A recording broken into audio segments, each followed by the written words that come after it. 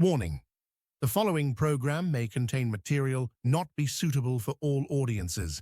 Listener discretion is advised.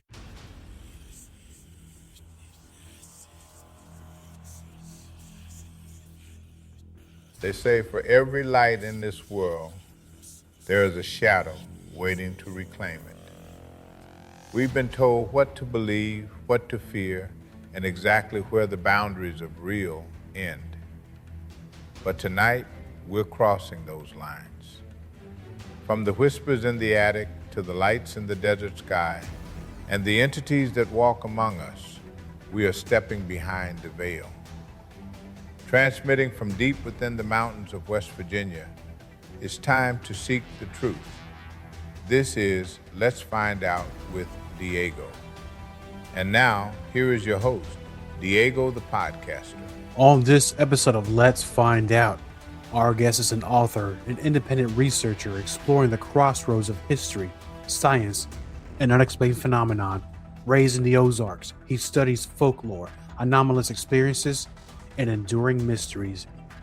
These projects lay the groundwork for a broader inquiry into how myth, environment, and biology intersect, whether we're searching for giants, extraterrestrials, or unraveling the mysteries of the Ozarks.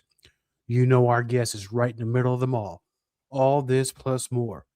Please welcome our good friend, researcher, and author of Ancient Ozarks and Alien Harvest, F.K. Sterling. F.K., my friend, welcome to Let's Find Out. Hello. Nice to be here. Yeah, I'm happy to have you here, my friend. You know, I could probably spend a good 30 minutes in an introduction just talking about what you've done, what you've written, and the research that we're going to talk about tonight. But let me start with this first because I know very little about the Ozarks. And the only thing that made Ozarks, I guess, famous nowadays is because there's a show on Netflix called Ozarks. Jason Bateman, and it's not, I don't think it's a great representation of the Ozarks, but I guess it's supposed to be something dark and gritty for entertainment purposes only. You originally grew up in Florida, but then you moved to Arkansas. When I was a teenager, yes. Right, and then you spent a good amount of time there. How was life in the Ozarks? And for us that don't know, never been to that area, what kind of culture did you experience there? Well, it's the area I live in. People here go back hundreds of years, and everybody pretty much in town knows your dad and knows your grandpa and knows your whole family. It's a very, how we see, small, sectarian, deeply connected community, and everybody knows everybody else. So part of that is you can't do something without your neighbor knowing about it, and soon everybody in town knows about it. It's a very, people are talking about little things, but the big questions, the big mysteries, that's something that actually scares people, and they don't want to talk about that. There are things that you'll bring up out of curiosity, and you will hear a great silence, and people will just change the subject. Other things, like just going up to the bank and talking about your chickens and your grandchildren or something, that's perfectly acceptable. Or something you hear in a Sunday sermon, that's perfectly acceptable. But you want to make the big cosmic questions. It scares people. Part of it's because this is the Bible Belt. And when you start talking about extraterrestrials and crop circles and harvesting human DNA, kind of flies in the face of your assurance that you have about God and the Bible and things like that. For me, it doesn't do that. I'm a Mormon, and I believe in the plurality of worlds and the eternal progression. So it doesn't bother me. It doesn't bother the other Mormons here in this community. But, your typical Bible Belt Baptists, I believe it scares them to a large degree, and they're hesitant to admit things they've seen, things they've heard that are of unusual nature, which are a bizarre nature.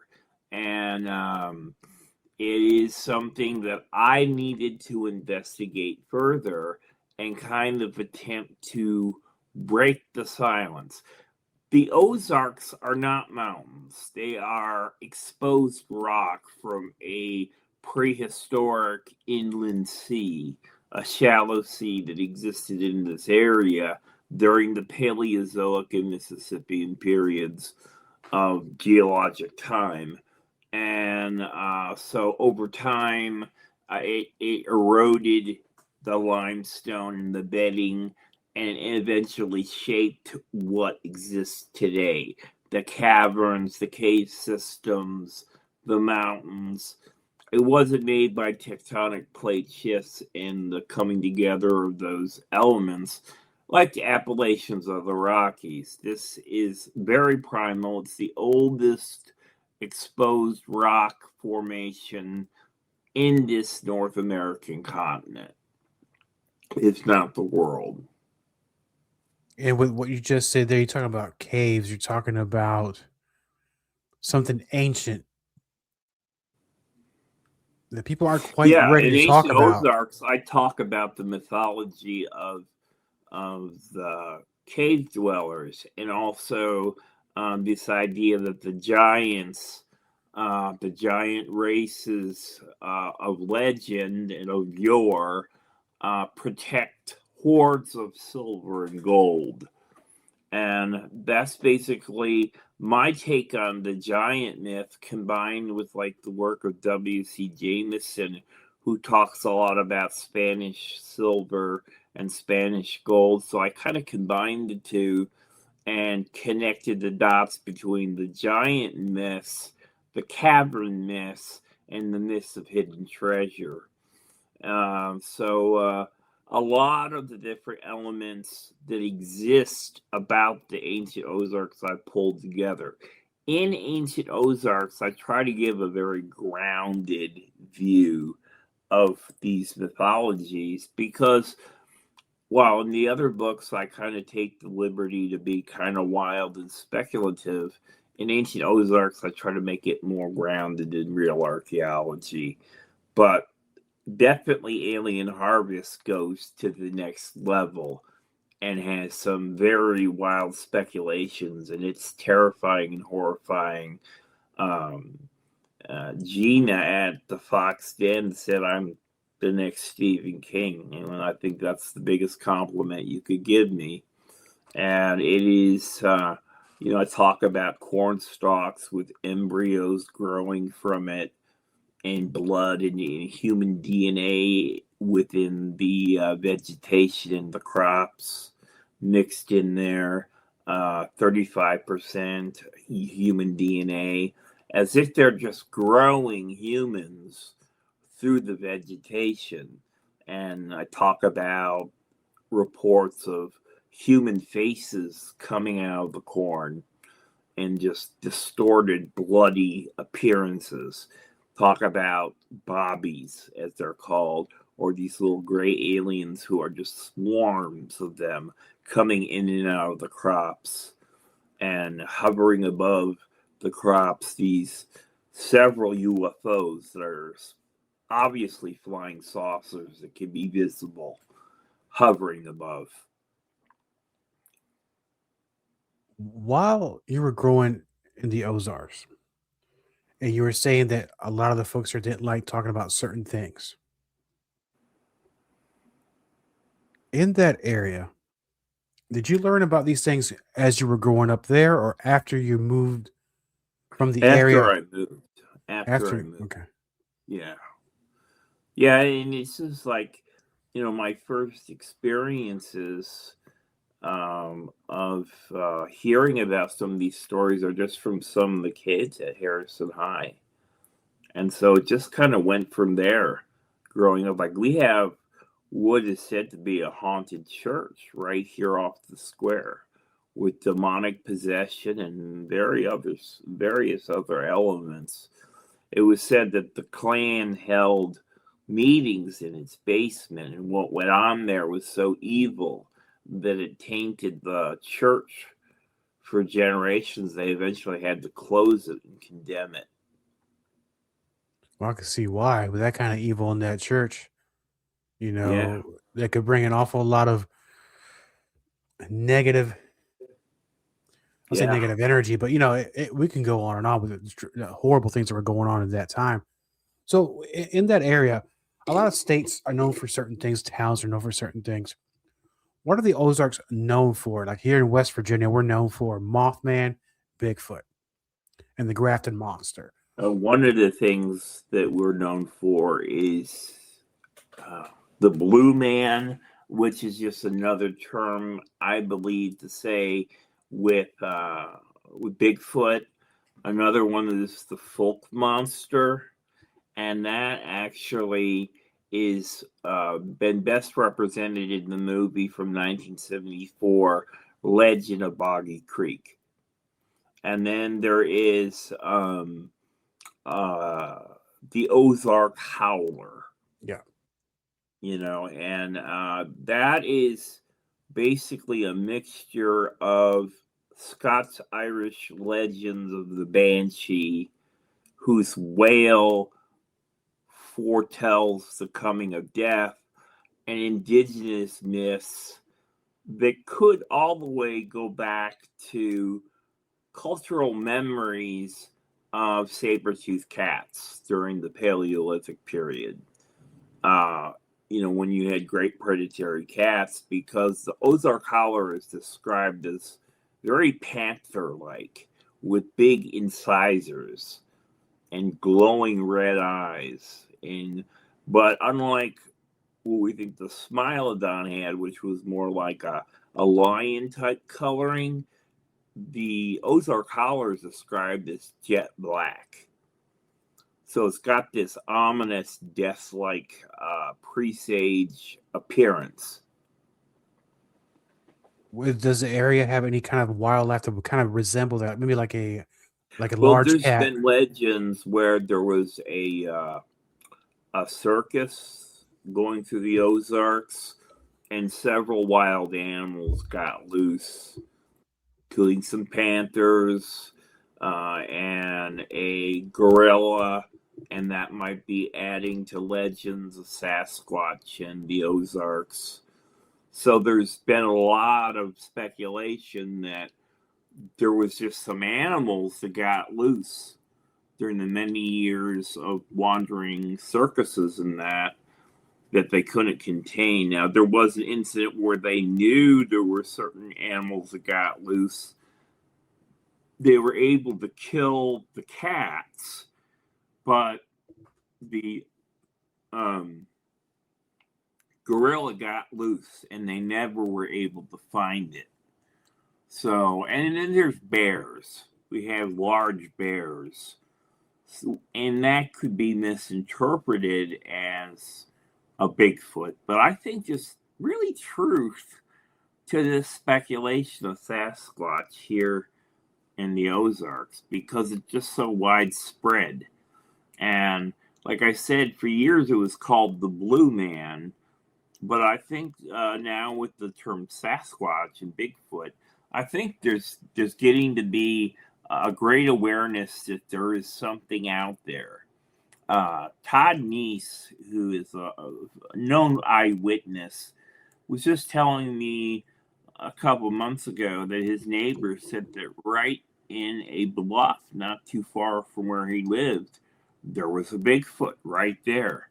So there's a lot of reports, and when you go down to Newton County and you're driving on the street, you always see the cutouts of Bigfoot on the side of the road. I mean, it's just the iconography is unmistakable. There seems to be a growing awareness that this whole area is rife with Bigfoot eyewitness accounts. So in today's time, is kind of now okay to talk about these subjects as compared as 20, 30 years ago? Yeah, it's still, it's getting to be more open, but like I said, there's still this silence that continues to this day. And it's just the culture here. There's certain things you say and certain things you don't. Right. It's perfectly understandable. Sometimes people don't want to say anything in the fear of conjuring up something or maybe triggering a memory that they wish to really bury deep inside and not really talk about anymore. So, I mean, it could Yeah. be kind of some of that as well. And with when I think of things that you're Well, talking some of about, that, it's just if you say something that's not accepted, mm, it gets around pretty quick. And the fear of rejection and embarrassment is definitely there. I mean, that's why certain people don't report UFO sightings. Well, here it's just double so because of the type of community we have. The fact that someone could say, "Oh yeah, I got abducted by an alien," and then in a week, everybody in town knows this, that you said this, and half the people are ridiculing you for saying it, saying you're crazy. That's a pretty good reason to hesitate to talk about these things freely. There's not that openness. right? Which now that kind of reminds me because you don't want to be that guy in town. They shoot you out of town or eventually embarrass you enough never to speak again. Yeah. But you know more than anybody else. Yeah, I'm going to take in the subject of giants for a second Mm-hmm. because it's relatable to what we're going to be talking about. Because you're talking about, you mentioned cave systems. When I think of cave systems, sometimes I think about things that were left behind in caves or found in caves, whether they're drawings on the walls themselves or Yeah, bones. petroglyphs. And I talk about in ancient Ozarks of a group of beings I call the antler people in underground caverns in underground civilization. And this is linked out to the southwest in the underground realms where the ant people live, who are the people who preserved the original indigenous people during a time of catastrophe and then led them back to the surface and taught them the fundamentals of civilization. And I believe that this whole civilization you could actually follow across the continents to East Asia with Shambhala and Agartha. So I link a vast underground system, and I link the antler people as the embodiment of this group of creatures in the Ozarks. And when these And I discoveries get identify him with Cyrano, who was a Celtic god. He was a horned Celtic god.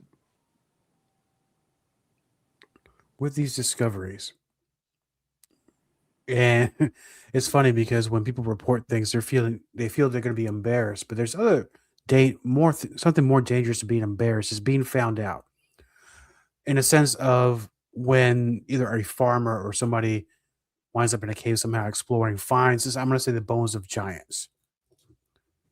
When you tell somebody, it gets the attention of the wrong people because people come, take the bones, they disappear. Yes, Smithsonian, the cover up. And I said in my latest book that it wasn't a matter of a cover up, a conspiracy, as much as it was just the way they filed it. They filed it in a certain way that it just disappeared. You know what I mean? It wasn't this, oh, we got to conceal it from the public because they can't handle it. That would be a conspiracy. Mm. They simply filed it away in a way that was not retrievable. Like they'd say, well, this is actually, results of pituitary disease.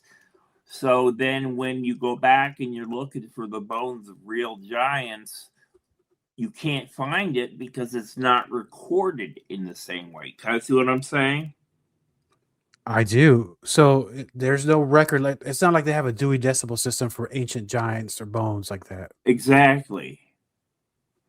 So it's the system of filing that lost it. So really, as far as the Smithsonian is concerned, they didn't hide it to conspire against the American people. They just filed it out of hand, and it got lost in translation. And so I think that that's the real thing, because they were classifying a lot of these remains under different categories and different things. So if you were to look at the right category in the Smithsonian, you might actually find these remnants, but it would be very hard. Another thing is how archaeologists were interpreting these remains. They were interpreting them in a way that didn't give credence to their reality. So it was more academic determinism rather than just saying, "Oh, we're gonna hide this from everybody. It's just too much. It's too great of a deal. We want to not have total disclosure." I don't think that was the case. And I don't think it's the same as the alien phenomenon, where there probably is definitely a disclosure issue where where the government is hiding things. But there is a reason the government would want to hide extraterrestrial realities. It's because they have technology and knowledge that could be useful militarily against our foes. And that's why with UFOs, secrecy is so important. With giants, we don't have that same secrecy unless these discoveries go along with some type of hidden ancient technology. Then that might be an impetus to hide. And did you go more into depth with that in Search of Giants? Yes, I did. I talked about that. Yes. And the lineage of these giants, a lot of people have very different interpretations or theories where they could have come. Some say they were from Atlantis. Some say there's an alien race of Nordics. I mean, I don't think they were 20 feet tall, 13 feet tall, but I don't know how a lot of that is linked. I don't really know where the genesis. I talk about Atlantis and Thule, the northern Atlantis, and I link them to Nordic extraterrestrials and different European-like beings who were well over 6'7", 6'8". But I also mention that there were other ethnic types that were also uniquely tall, like the Polynesians. Ancient Polynesians were exceptionally tall. There were different peoples in Africa who were also exceptionally tall. And even today, when you see these exceptionally tall populations, I believe they're a throwback to the intermixture between these tall individuals and these giants with smaller individuals. So then you have a more staggered appearance of uniquely tall individuals, where you'd get a shorter one coming up for several generations. Then suddenly you're getting these tall basketball players who are like 6-7 foot, and they can just go up to the basketball rim with their ball and just drop it right through the hoop because they're so tall. Right. So. And because giants, we can go on forever and have different theories, or actually not just theories, because your information comes from the actual research in itself. Because not everything that's giant can be related to a Nephilim or extraterrestrial. There's got to be somewhere in there where There is. There's not just one type of giant. There's many different gradations of giants and types of giants. Like Sasquatch, he's definitely a giant, but he's of a different type. I identify a cryptid in Antarctica that's been reported, who I call Homo borealis. that has blubber and white fur and blue eyes, and it's,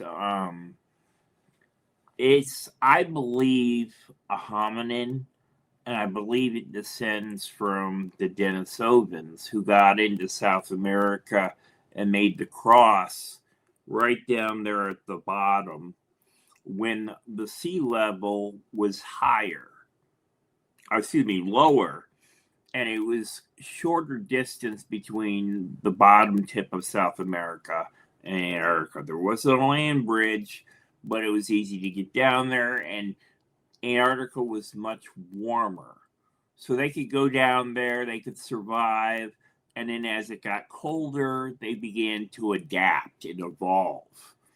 And over time, they became completely different, completely animalistic, survival based, but very, very intelligent. But they could survive in the extreme cold because, like other animals who do survive in Antarctica, there has to be thick blubber and fur to keep warm in that environment. And so it's definitely like a Yeti or an abominable snowman, but very hardy, very intelligent, and very, very elusive. And they are, but speaking of Antarctica. And I'm coming up with a book. Yeah. It's called The White Watchers of Antarctica. Monsters, Ruins, and UFOs of the Southern Continent. And it's coming out pretty soon. You kind of beat me to the punch, FK. Because every time I hear the word Antarctica, something comes up in my mind where, and I'm not just talking about Admiral Byrd, because that's a whole different thing there. Yeah. But there's reported that there's a place in Antarctica, I don't know if it's in a dead center, where there's actually a lush forest or rainforest there, or where there's actually warm. Underneath I talk about this in the book. Underneath the glaciers, there's enough hydrothermal energy that it provides these warm pockets under the glacier, under the ground, that if you were to descend to a certain degree and get in these cave systems that are thermally heated, you're going to have a very different environment than the surface conditions. And this is another area, too, that this Homo borealis could be hiding away in. What's the closest we've gotten to seeing such a thing? Well, there's numerous reports, and I talk about it in the book. And there is, government officials, there are scientists that report, strange footprints in the snow, images of a dark, hulking figure running through the snow at a great distance. So, yeah. And there's been things on camera that are inexplicable, that look human, but not quite human. What do you think their population is as compared to, I mean, we're what, in a billion now on Earth, humans? Yeah, I think it's a very small population. It would be hard to sustain a large population with the type of environment that is in Antarctica. So it would be a small population subsisting on fish or whatever they could find. And that makes sense, because there's also a report of, if you're looking into biblical, because some of them, and I know I'm jumping all over the place, they're known to be cannibals or cannibalize each other or eat humans. Yeah. Not as much the case now, I guess, because now this is not really our neighbors anymore, sort of say. Yeah, exactly. I mean, I'm not sure. I mean, if you're just surviving on fruits and vegetables and eating plants, that's great. I'd rather them have that kind of diet than us. Antarctica doesn't have a lot of fruits and vegetables, right? Unless they're underneath these pockets that we were talking about with the warmer environment, where there could be vegetative growth, maybe fruit or something of that nature that survived when Antarctica was all warm, and it took seed and then grew when the thermal energy heated up those areas, making Sure. that growth possible. I mean, they could be underground streams or lakes where they could be fish too. They might be able to eat fish as well. But Yeah. it's very fascinating because when people mention giants, it goes all over the place. Archaeology doesn't really discuss that as much. You're known to be more of an alternative archaeologist. And I'm going to go this route real quickly because since we're not looking into conspiracy type things, but I'm going to call this a regular Joe Lunchpail archaeologist. They learn their craft. They're very educated to go out there and do the work. Yeah. But there's another level Well, of my archaeology. training is in conventional archaeology and anthropology and art history. I got a degree from Arizona State University in those subjects. So I have official training, academic training in these fields, but I chose to go beyond what academics do. And I'm not welcome in their circles, but I take the knowledge I learned and I apply it to what I think is the truth. Was interesting because there are some circles I'm not welcome in either. But I'm talking about the same things they're talking about. I don't know how that works, but that's something for another day. But I'm gonna get back to the point I was gonna make, and if I can just gather my thoughts correctly, the average lessons or in college or university of archaeology, are they streamlined to think in a certain way? What is it that they're not looking? What are they ignoring? Well, they have certain, what I would call almost ideological consistencies in their thinking. One of those regarding the ancient Americas is this idea that the Native Americans all descend from one population who came across the Bering Strait, and that every accomplishment of the New World was independent in their own brilliance. And if you question that, you're a racist, you're a colonialist, and you're not looking at the evidence. Now, the evidence says that, first of all, we know that there were more than one population coming across the Bering Strait. The first population was the ANE, the Ancient North Eurasians, who were Proto-Caucasian, and then they mixed with the East Asians, who are also coming from Siberia, and then over time, through genetic drift and other sexual selection, their physical morphology changed. Now, if what they don't tell you from the university is, yes, if they were genetically tested, their haplogroups and their genome would match most of the time with the existing indigenous tribes that are there in North America. But there's a reason for that, because their ancestry is the same, but through evolution, their morphology has changed over time. The Native Americans today look different than how they did 10,000 years ago with Kennewick Man and Spirit Caveman. And they have a different level of admixture. Back then, they were almost 100% ancient North Eurasians. The best way to look at an ancient North Eurasian is the Terra mummies of Western China, who were tall, who were blonde or auburn hair, who had elongated faces, high bridged noses, high brow ridges, and these were not Europeans as previously thought. They were completely isolated non-Europeans, but Europeans of the North and ancient Americans share the ancient North Eurasians as a common ancestor. So the ancient North Eurasians are ancestral to both groups. So we both, the Europeans and the Native Americans, have their DNA in our genome. So that's why there's so many overlapping appearances in morphology. That's why people report, Europeans reported when they came here that they saw blonde Native Americans and people who looked European.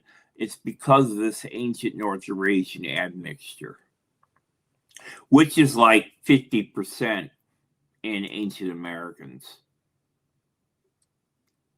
This kind of helps answer some of the questions I was going to answer these questions now with the giants, because they were reported to be very tall, very huge things. I know we talked about that before. I mean, the Book of Mormon talks about the Jaredites who came from the Tower of Babel, and they were very tall individuals.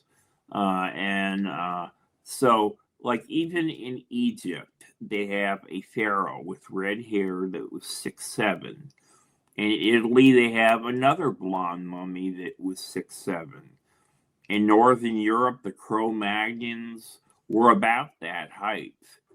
So we have already physical proof that people in ancient times in certain areas were very tall, while the majority of people were very, very short. So compared to those shorter people, a 6'7" or 6'8" individual was a giant.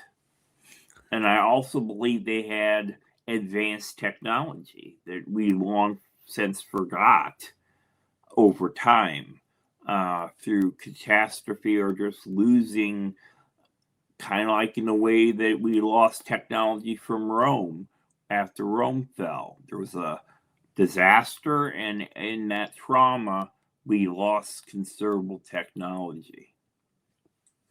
Sure. I mean, you could put it into today's time. If everything goes belly up, right? We had to start over. Very few people are going to be able to recreate some things. We're pretty much going to be going back into living in squalor, because not everybody knows how to make gasoline. Not everybody knows how to do computer chips or create electricity. So, technology comes up to this direction, and then it falls again. Same thing happened in the Bronze Age collapse as it did with the fall of Rome. The Bronze Age collapse happened in the 1100s BC, and when the Bronze Age ended, Egypt fell, one of its major kingdoms fell, and much of Europe descended into darkness. When I say Europe, I'm talking about Greece and the Italian peninsula and Mesopotamia, Turkey, etc., etc. And when I think of those times, was it one who was I want to say a general and emperor? Was it Maximus Thrax? Was the name of him? Where I believe he was very tall. Yeah, he was very tall. Yeah.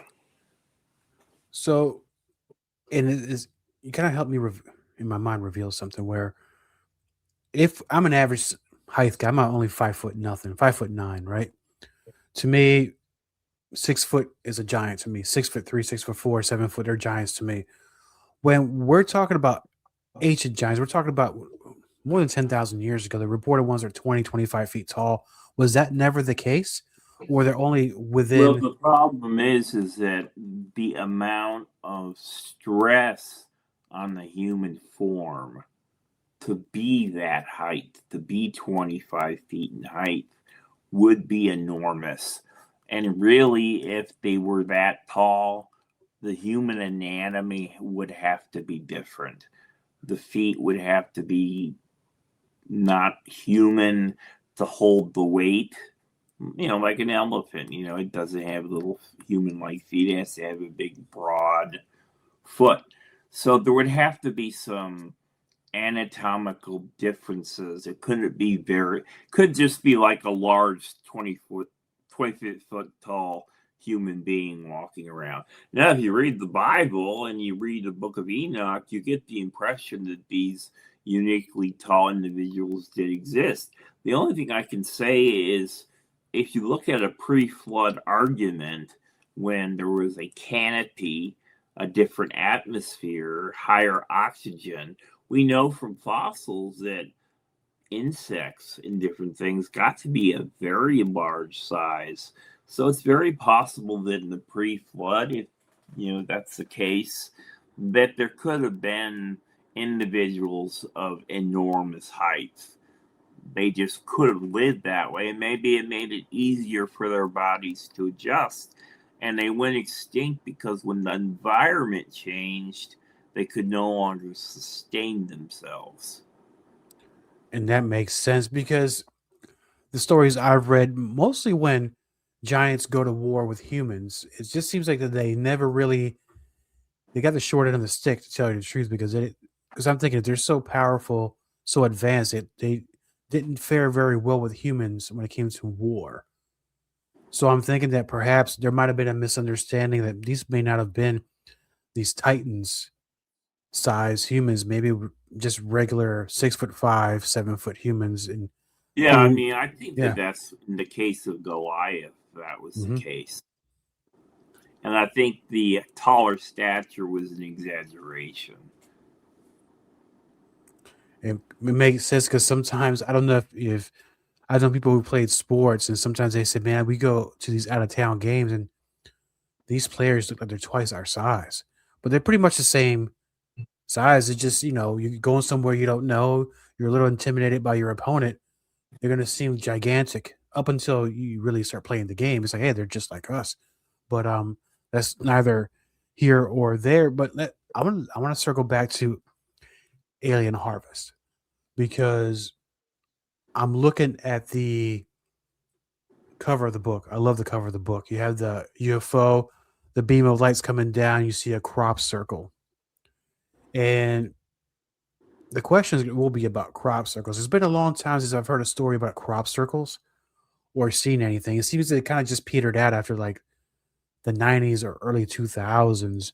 I didn't Yeah. always buy into the case of a handful of drunk teenage, well, not teenager, but college bound folks with a rope and a plank and going in circles and creating these great works of art that looks like it was just generated by a machine or an artist done overnight. It seems to me like a normal person would take weeks or days to do something so beautiful. What is your opinion of crop circles? Well, in the case of Ozark Reapers, which is the sequel to Alien Harvest, the crop circles are part and parcel of a plan that has been in effect in the Ozarks for well over 100 years for the harvesting of human DNA. And the crops are used as the vehicle, as the delivery method for this harvesting and this growing, this farming of human genetic elements. So it has a genetic purpose behind it. And that's how also through the crop circles, they find portals and they move. Not only the individual bodies themselves, but the UFOs who create the crop circles that can then slide in to the crop circles and disappear into the other dimension as transdimensional beings and transdimensional crafts. And that's basically what the sequel's about. And then there's going to be a third book in the series called Night Dwellers. And that concentrates more on the gray aliens themselves. And I linked him to the moon-eyed people of the Cherokee and also the bluff dwellers of the 19th and early 20th century archaeological theory that modern archaeologists consider disproven, but which I resurrect and identify with extraterrestrials. Because we're looking now into going to 3 books with Alien Harvest. What brought you to the Alien Harvest game? What inspired you to write that book? Just the stories and the legends, not only from eyewitness accounts, but really investigating the lore in the library and on the net regarding Ozark traditions. And that really started to excite me, and I wanted to learn more about it. So the more I learned about it, the more I wanted to write books about it. And then I ended up, through my interest in local folklore, kind of mixed, my giants and my supernatural phenomena and my UFOs with the Ozark brand. And they came together and they worked very well, and creating something new and innovative as far as literature is concerned. How are you able to write so many books in what I would say to me a short amount of time? For you, it probably think, man, it's taking Well, one forever. of the reasons is I try to write them as very short as possible. The one book that took me forever was In Search of Giants, and that's almost 600 pages. Wow. But these other books, they're only like around 70 to 80 pages. So, I have quick research. I use a computer. I outline them. I put them together. I use Grammarly to fix my grammar and my syntax and my presentation. And it usually takes me around a week or two to write a 72 word to 110 word book. And then as far as the formatting, the AI can take care of the formatting and the cover design, and they do a really good job. So I could turn out, like I said, in a good few weeks, a book, have it ready for upload. So, And I know you're always hard at work because every time I'm texting you back and forth, you're working on something.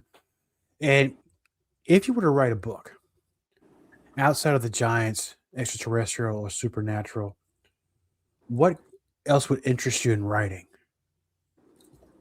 I would just like to write a space opera, like a Star Wars.